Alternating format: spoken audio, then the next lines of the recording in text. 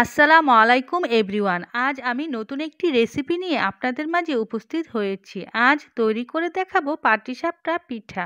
চলুন দেখে নেওয়া যাক পাটিসাপটা পিঠা তৈরির প্রস্তুত প্রণালী।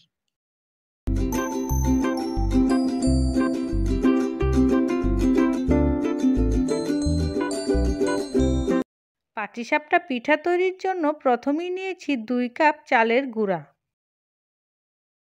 ময়দা নিয়েছি আধা কাপ পরিমাণ,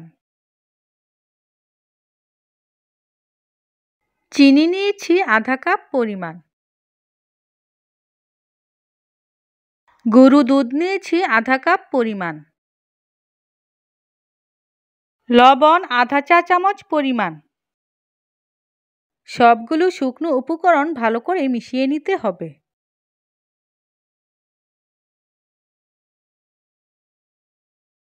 এ পর্যায়ে পরিমাণ মতো পানি দিয়ে ভালো করে মিশিয়ে নিতে হবে।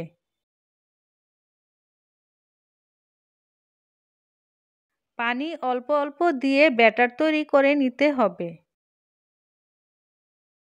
ব্যাটার খুব ঘনও হবে না, খুব পাতলাও হবে না, এভাবেই ব্যাটার তৈরি করে নিতে হবে।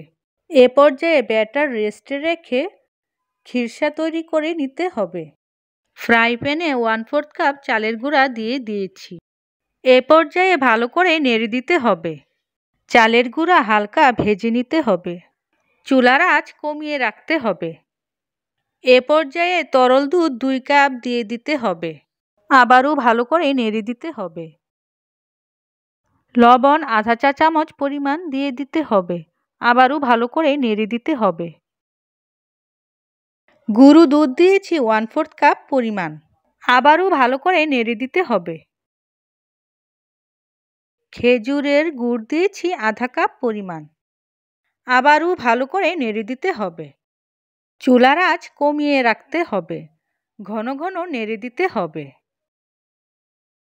তৈরি হয়ে গেল খিরসা।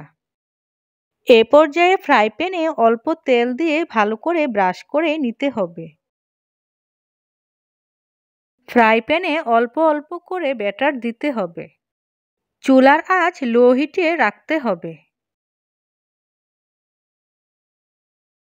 এ পর্যায়ে পিঠার উপর খিরসা দিয়ে দিতে হবে। কিভাবে তৈরি করছি তা দেখে করে নিতে হবে।